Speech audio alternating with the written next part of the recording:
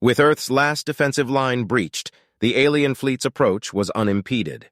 In the orbital command center, heart rates rose as humanity faced the final hours of its freedom. Commander Jane Ortega stared at the approaching blips on the holographic screen, her face stern, the greenish hue of the display casting a sickly pallor on her hardened features.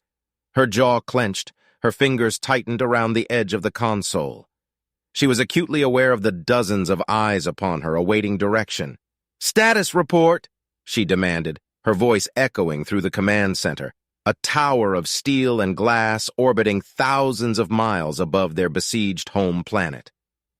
Her team, a cadre of the most brilliant minds from around the globe, hastily began relaying information. "Incoming fleet at T-2 hours. Defensive shields are at 18%. Our offensive capabilities are severely limited," a young ensign reported, her voice shaking. Down on Earth, chaos was the order of the day. Riots had broken out in major cities, a desperate scramble for resources and safety. Yet, amidst this chaos, there were pockets of resistance and resilience. Liam, a teenager with a passion for theoretical physics, sat huddled in his basement, his eyes glued to a battered laptop screen. His fingers danced over the keys as he worked on an algorithm, hoping to crack the code embedded within an ancient artifact, the last hope for humanity. Simultaneously, a repentant criminal, Ren, was seeking redemption. With the prison doors flung open amidst the turmoil, he could have escaped, but he chose instead to help, using his strength to aid the beleaguered medical teams and peacekeeping forces in the city. The world leaders, knowing their impending fate, convened for one last summit. Among them, President Amina stood out.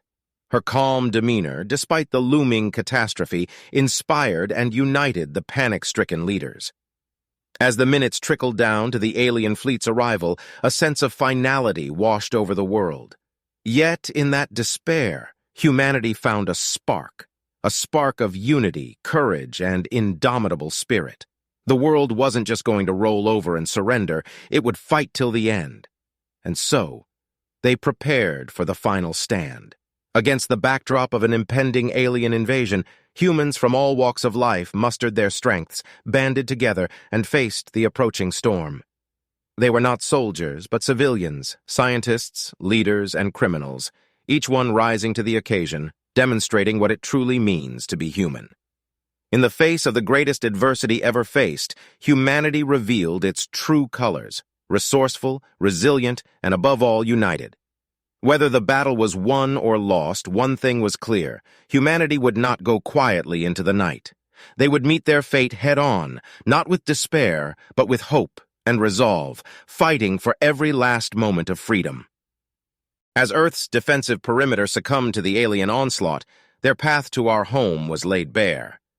Ahead of their armada, a vanguard of 3 sleek and agile craft arrived, having darted ahead of the main armada. In the silence of space, they bore down on Earth like predators hunting their prey. In the orbital command center, Commander Ortega watched them with a predator's gaze of her own.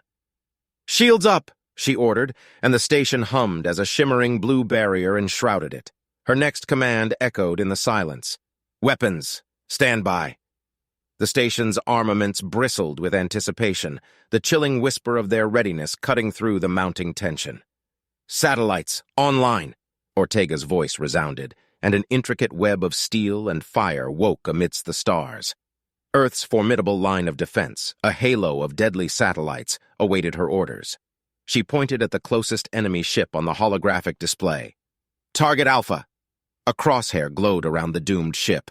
"On my mark! Fire!"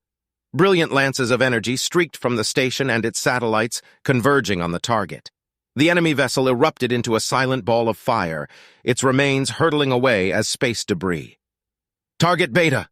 Ortega's voice remained steady as she aimed for the second ship, repeating the lethal pattern.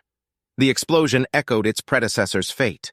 The third ship, seeing the fate of its comrades, reversed course, but not before the command "Target Gamma, fire" sealed its fate.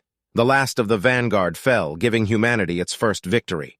Back on Earth, in the depths of his basement apartment, Liam made a discovery that could change everything.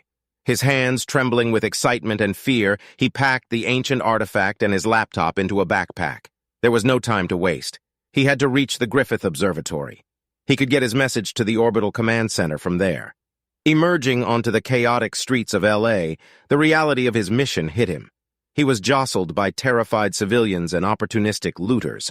Amongst them, two menacing figures singled him out, cornering him in an alley and demanding his bag. Just as the situation was escalating, Ren happened upon them. On his way to assist a medical team, he noticed the scuffle.